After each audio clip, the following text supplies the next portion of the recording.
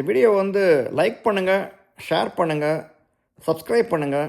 Like பண்ணும்போது எல்லாரும் பேருக்கு போய் சேரும் இந்த வீடியோ. உதயநிதி வந்து சட்டசபையில் வந்து பேசினது சனாதன தர்மத்தை நான் அழிப்போம் அப்படின்றது. சரி, ஒன்று வந்து சாமர்த்தியமான செயல்பாடு தான். அங்கே பேசினா வந்து நோ கேஸ் வில் பி ஃபைல்டுன்றது தான் ஒரு லா பாயிண்ட் இல்லையா? சுப்ரீம் கோர்ட்டே சொல்லிருக்கு என்ன சொல்றது, கருத்து சுதந்திரம் சொல்லிட்டு எதனா பேசலாம்னு சொல்லிருக்க சுப்ரீம் கோர்ட்டில் சொல்லியிருக்காங்கன்னு படித்தேன், கூகுள் பண்ணி பார்த்தேன். அது அதனால தான் பேசுறாரா இல்ல திடீர்னு மாதிரி ஆரம்பிக்கிறதா? மறுபடியும் என்ன காரணம்னு நினைக்கிறீங்க சார்? இதுல ஒரு விஷயம், அதாவது அந்த பிரின்சிபல் வந்து இன்னும் அந்த ஒரு டெஸ்டுக்கு வரல அப்படின்னு நினைக்கிறேன். இப்போ இந்த மாதிரி லெஜிஸ்லேச்சர்ல பேசுறதுக்கு வந்து கிரிமினல் நடவடிக்கை எடுக்க முடியாது அப்படின்னா, அப்ப வந்து சில சீரியஸான விஷயங்களை யாரும் ஒரு ஹைபோதட்டிக்கல் சிச்சுவேஷன், இப்ப நீங்களே எம்எல்ஏ இருக்கீங்க, யார் எம்பியா இருக்கீங்க, அப்போ வந்து நீங்க ஏதோ ரொம்ப சீரியஸா ஒரு விஷயத்த பேசுறீங்க அப்படின்னு சொன்னா, சரி நீங்க ஆளுங்கட்சி அப்படின்றதால சபாநாயகர் நடவடிக்கை எடுக்கவில்லை அப்படின்னு சொன்னா அதை சும்மா விட்டுற முடியுமா? அந்த மாதிரி ஒன்றும் நடக்கவில்லை. ஃபார் எக்ஸாம்பிள், நீங்களே ஆளுங்கட்சி எம்பியா இருக்கீங்க, அப்போ வந்து நீங்க சுப்ரீம் கோர்ட் நீதிபதிகளை பத்தி ஏதோ ஒரு தவறா ஒரு விஷயம் பேசுறீங்க அப்படின்னா, அப்போ அங்க பேசுறதுக்கு நடவடிக்கை இல்லை அப்படின்றதுனால அதை விட்டுற முடியுமா? அது எனக்கு தெரியல. மறுபடியும் அதுதான் சொல்றேன், அவங்களுக்கு வந்தாலும் இல்ல, நான் எதுவா இருந்தாலும் நீங்க வந்து சப்போஸ் வேற வந்து ஒரு தேசத்துக்கு எதிராக பேசலாம், அது வந்து நீங்க ஆளுங்கட்சின்றதுனால அவங்கள விட்டுட்டாங்க அப்படின்னா அதை பார்த்துட்டு சும்மா இருக்க முடியுமா? இந்த மாதிரி விஷயங்கள்லாம் இருக்கு. பட் இது வரைக்கும் அந்த மாதிரி நடக்கல, அந்த சிச்சுவேஷன் வரல. அதனால ஏன்னா சபாநாயகருடைய அதிகாரம் வந்து சட்டசபையிலோ இல்ல பாராளுமன்றத்திலோ அவர் முடிவுதான் இறுதியானது அப்படின்லாம் சொல்லிட்டு இருந்தாங்க. இப்ப அது இல்லன்னு ஆகி போச்சு இல்லையா? ஏற்கனவே பி.எச். பாண்டியன் அவர்கள் காலத்துல வானாளவை அதிகாரம் அப்படின்னாரு, அப்பவே அது இல்லை அப்படின்னு சொல்லிட்டாங்க. இன்னும் பல விஷயங்கள், ஈவன் கவர்னருக்கு உரிய அதிகாரங்கள்லயே கூட வந்து கோர்ட்டு தலையிட்டு இல்ல இப்படித்தான் அப்படின்னு முடிவு பண்ணிருக்காங்க இல்லையா? அதனால எதுவுமே அந்த சந்தர்ப்பம் வரும்போதுதான் முடிவு செய்யப்படும். சோ இப்ப அவர் பேசினது, சட்டசபைக்குள்ள பேசினது சாமர்த்தியமா அப்படின்ற விஷயத்தையும் நம்ம போக வேண்டாம். பட் இஷ்யூ என்னன்னா, தோல்விக்கான காரணங்களை வந்து அவங்க சரியா கணிக்க தவறிவிட்டார்கள். நாங்க வந்து இன்னும் தீவிரமா இது வரைக்கும் பண்ணிட்டு இருந்த மாதிரி அதே பாதையில தான் போவோம், எங்களுடைய அந்த சப்போர்ட் அப்படின்றது வந்து எங்க ட்ரெடிஷனலா எங்களை யாரெல்லாம் சப்போர்ட் பண்ணியிருந்தாங்களோ அவங்கள வந்து அப்படியே நாங்க மறுபடியும் மீட்டுக் கொள்வோம், அதுக்கு இப்படித்தான் போவோம், இத்தனை வருஷமா நாங்க இப்படிதான் அரசியல் பண்ணியிருந்தோம், இனிமேலும் அப்படிதான் அரசியல் பண்ணியிருந்தோம் அப்படின்ற பாதையில அவங்க போறாங்க. அதுதான் நான் சொன்னேன், அவங்க ரொம்ப தப்பு பண்றாங்க அப்படின்னு. இது வந்து ஒர்க் அவுட் ஆகாது. இப்படி எல்லாம் நீங்க பேசினீங்கன்னா இவங்க கிட்ட இருந்து தாவேகா பக்கம் பிரிந்து போன அந்த ஒரு மேஜர் சங்க், அந்த ஓட் பேங்க் அப்படின்றத அவங்களால வந்து மீட்க முடியாது. அடுத்தது, முதல்ல கூட்டணி கட்சியை மீட்க முடியாது, அப்புறம் தானே நீங்க ஓட்டு வங்கியை மீட்கிறது. கூட்டணி இல்லாம இவங்க என்ன பண்ணுவாங்க? ஜல்லா காசு திமுக. எப்படி பாராளுமன்ற தேர்தலில் விசிகா, கம்யூனிஸ்ட், காங்கிரஸ் இந்த பக்கம் வந்துருவாங்களா? பார்க்க தானே போறோம், தமாஷா இருக்க போது பாருங்க. இல்ல அப்ப திரும்பி ரெட்ரீவிஸ் ஓட் பேங்க் மாதிரி பேசுறாரு அப்படின்றீங்களா? திடீர்னு ஆரம்பிச்சிருக்காரு. இதே அரசியல் தாங்க, இப்படி பண்ணிட்டு இருந்தாதான் எங்களுக்கு வந்து ஆதரவு வந்தது அப்படின்னு காலங்காலமா இது மாதிரி பண்ணிட்டு இருக்காங்க.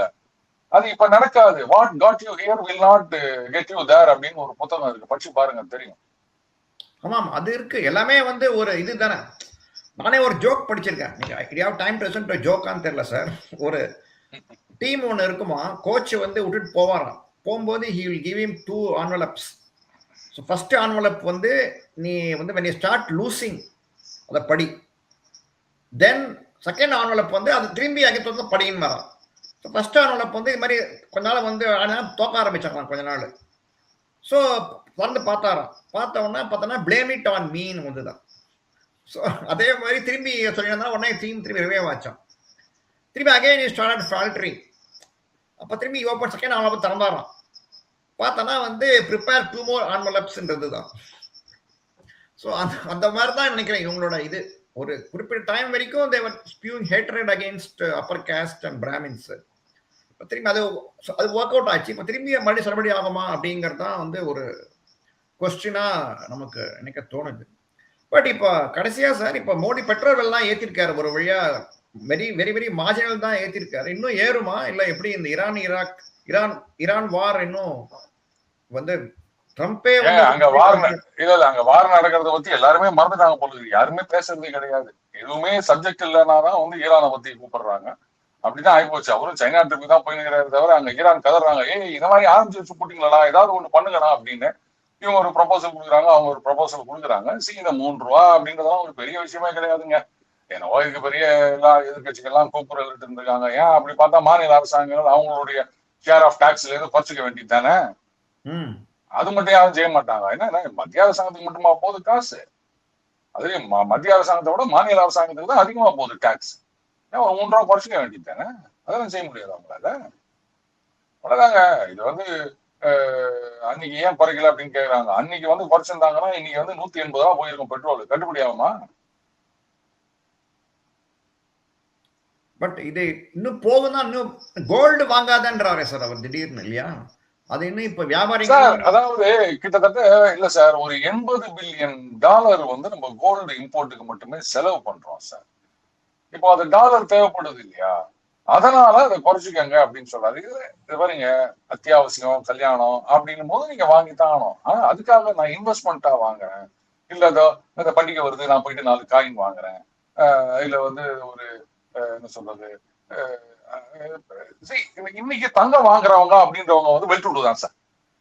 ஏழை எளிய மக்கள் அது மாதிரி போய் வாங்குறது கிடையாது. ஏன்னா வாங்க முடியாத அளவுக்கு போயிடுச்சு சார். வேற வழி இல்லாம வந்து 1 கிராம் 2 கிராம் கிடைக்கும்.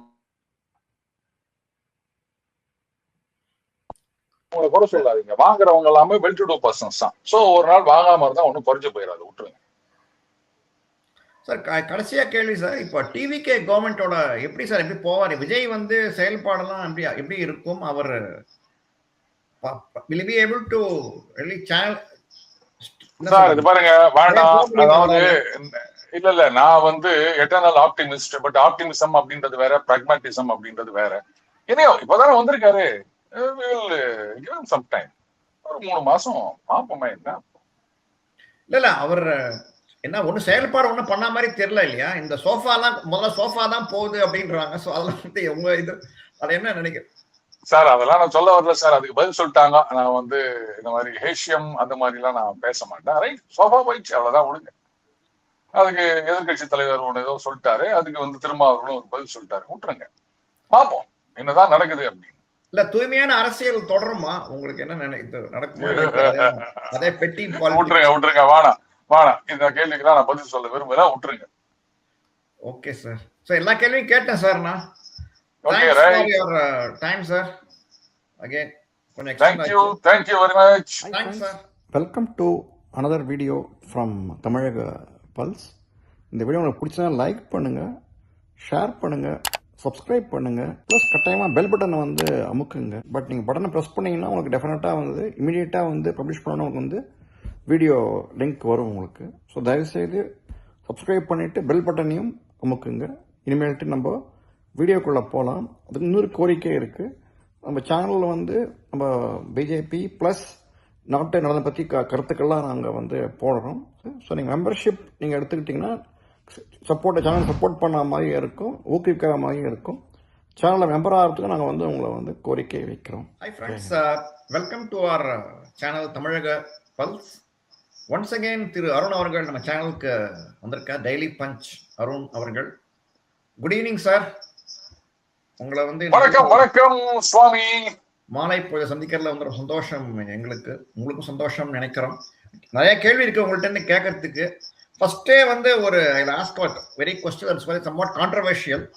முன்ன சொல்லியிருந்தோம், நம்ம வந்து நீங்க சொல்லியிருந்தீங்க, தட் இஸ் விஜய் வந்து அரசியலுக்கு வந்து பார்த்தோம்னா 2026 nobody from cine field will enter into politics அப்படிதான் ஆப்போகுதுன்னு சொன்னீங்க.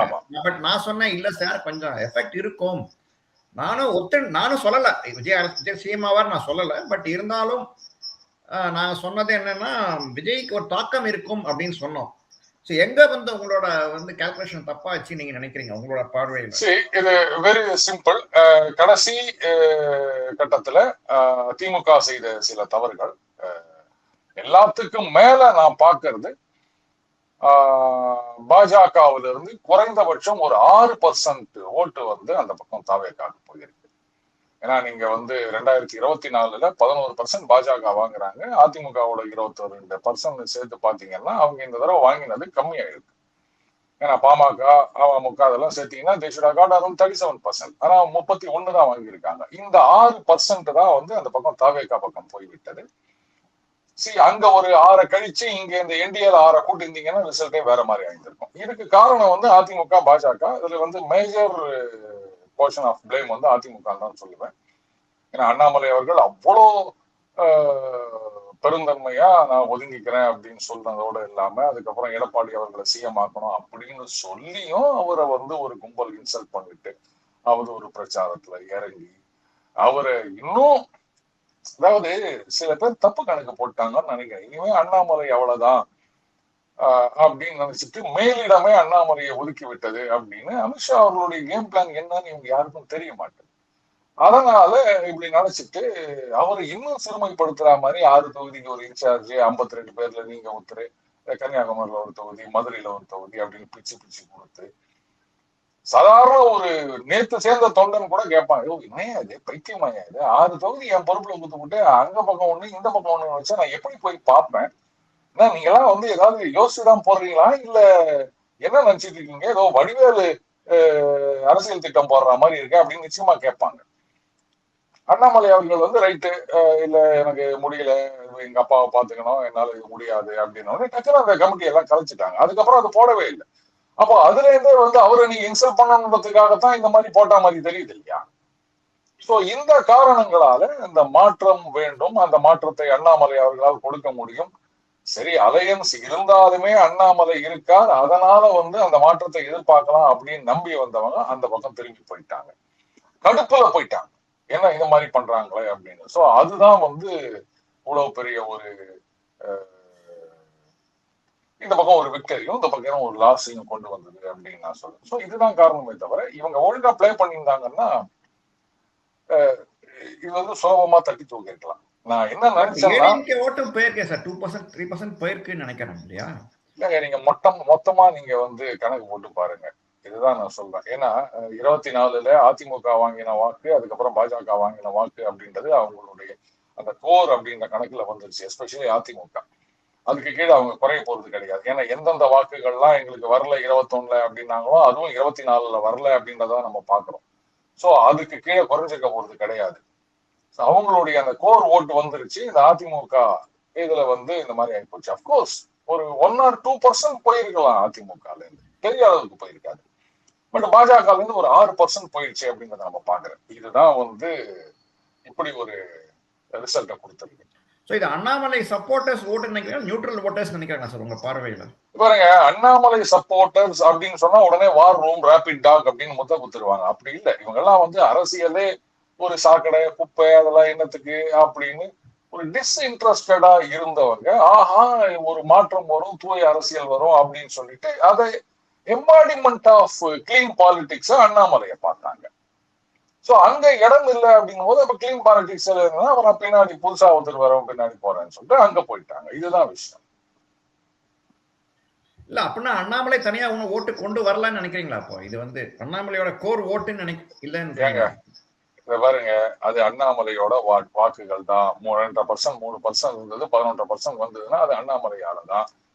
ஆனா இங்க அண்ணாமலை ஒரு சிக்னிபிகன்ட் ஃபேக்டரா இல்ல, அவரை வந்து இவங்க கட்டம் கட்டிட்டாங்க, அவருக்கு இங்க இடமே இல்லை அப்படின் போது நான் எதுக்கு ஓட்டு போடணும் அப்படின்னு போயிட்டாங்க. சோ அண்ணாமலை ஃபேக்டர் இல்லையா, இல்ல அண்ணாமலையால ஓட்டு வரலையா அப்படின்னு கேட்கறதெல்லாம் சரியில்லை. அவராலதான் வந்தது. அவரை கட்டம் கட்டினதால இவங்களே அவங்களுக்கு கட்டம் கட்டிக்கினாங்க, அவ்வளவுதான். இப்ப அண்ணாமலை அடுத்த மூவ் என்ன சார் இருக்கும்னு நினைக்கிறீங்க நீங்க? இப்ப தோத்து போயாச்சு, இப்ப புதிய அரசு வந்து பதவி ஏற்றுக்கொண்டாச்சு. இப்ப அடுத்த மூவ் என்ன அவர் பண்ணுவார்னு நீங்க நினைக்கிறீங்க? என்ன மூவ் பண்றது? ஒரு எதிர்கட்சி எப்படி இருக்கணுமோ அப்படித்தான் இருக்கணும். 21ல அதிமுக ஆட்சி போனப்போ எவ்வளவு சுறுசுறுப்பா ஒரு எதிர்கட்சியா இருந்தாரு. எதிர்கட்சினா எப்படி இருக்கணும் அப்படின்னு காமிச்சாரு. ஆனா அதுக்கப்புறம் சில தடங்கல்கள், அப்படி ரொம்ப வேகமா போறாருன்னு சில பேர் ஃபீல் பண்ணாங்களா என்னன்னு தெரியல, அப்படி கொஞ்சம் ஸ்லோ ஆயிடுச்சு. பட் இனிமே எந்த ஒரு ரெஸ்ட்ரிக்ஷனும் இருக்காது அப்படின்னு நினைக்கிறேன். ஆல்ரெடி அவருடைய ட்வீட் எல்லாம் பாருங்களேன், தெரியும் எதிர்கட்சியா எப்படி இருக்கணும் அப்படின்றதுக்கு பாடம் எடுத்துட்டு இருக்காரு. இல்ல இப்ப அண்ணாமலை அமெரிக்கால இருக்காரு, இப்ப வந்து நெக்ஸ்ட் வீக் தான் வராரு. அவரு வந்து திரும்பி again he has to reorganize இல்லையா the forces இல்லையா? அதெல்லாம் தானா வருங்க. இதோட அவ்வளவு பெரிய இது ஒண்ணும் கிடையாது, அதெல்லாம் வரும். பட் நீங்க என்னதான் அண்ணாமலை திரும்பி வந்தா கூட சார், இப்ப டேக் நயனாரை விட்டுருங்க, தலைவரா இருக்காரு, ஓகே அவர் எந்த போட்டோம். பட் தமிழிசை, வானதி, எல் முருகன் இவங்கெல்லாம் வச்சுட்டு எப்படி வந்து அவர் திரும்பி செயல்படுவார்? அவங்கெல்லாம் வந்து அட்லீஸ்ட் ஒரு கவர்னர் ஏதாவது அனுப்பிச்சாதான் இவருக்கு ஒரு நிம்மதியான களம் இருக்கும் இல்லையா?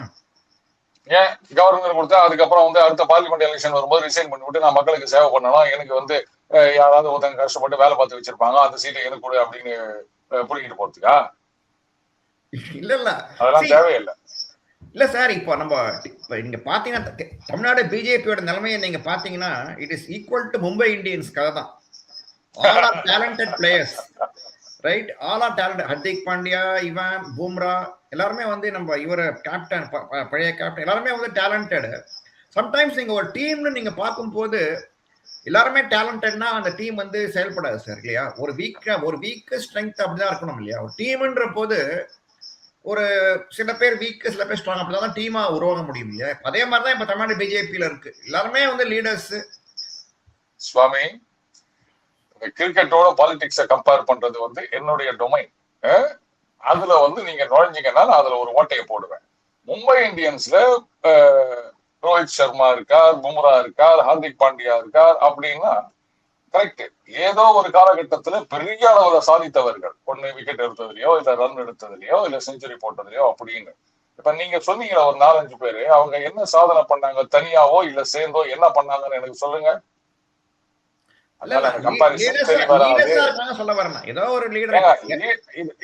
லீடர்ஸா இருக்காங்கன்னு சொல்லாதீங்க. They never led anything. They never led the party to victory.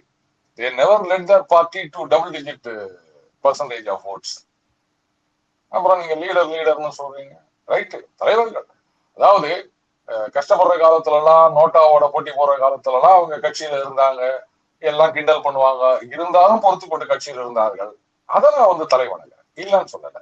ஏன்னா ஒரு காலகட்டத்துல பாத்தீங்கன்னா பயங்கரமா ட்ரோல் பண்ணுவாங்க பாஜகனாலே. அதாவது விமர்சனம் பண்றது வேற, சிரிப்பாங்க, இது பாஜகவா அப்படின்னு.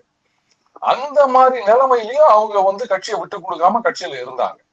அது வந்து ஒரு மிகப்பெரிய விஷயம். அத நான் வந்து குறை சொல்ல மாட்டேன். இன்ஃபேக்ட் அப்படி இருந்ததுனால தான் இன்னைக்கு அந்த கட்சி வந்து அப்படியே இருந்தது. இவர் வந்து அதை பெருசா எடுத்துட்டு போனாங்க. ஆனா நீங்க அதே சமயத்துல இன்னொரு ஆஸ்பெக்டையும் பார்க்கணும். அப்படியேதான் வச்சிருந்தீங்க. இன்னைக்கு வந்து பிசாசு மாதிரி வளர்கிறது அப்படின்னு எதிர்கட்சிகள், உங்களுக்கு எதிர்கட்சிகள் விமர்சனம் செய்யற அளவுக்கு நீங்க கொண்டு போங்க. சோ அதையும் நீங்க கவனத்துல வச்சுக்கணும். அதனால அவங்க இருக்கட்டும். எனக்கு ஒரே சினிமா பாட்டு தான் ஞாபகம் வருது. உங்களுக்கு ஞாபகம் இருக்கா? வைக்கிற இடத்துல தான் வைக்கணும், அப்படி இல்லாட்டி நாம கிட்டு நிக்கணும். மலேசியா வாசுதேவன் பாண்டார் நினைக்கிறேன் அந்த பாட்டு. உங்களுக்கு ஞாபகம் இருக்கா சுவாமி? இல்ல சார், அந்த பாட்டு ஞாபகம் இல்ல. நமக்கு வந்து இப்படி ரேடியோவே லைஃபா இருந்ததுனால இந்த மாதிரி நிறைய விஷயங்கள் காதுல விழுந்தது. அது அப்படியே அப்பப்ப எதையாவது எடுத்து விட்டுக்கிட்டே இருப்போம்.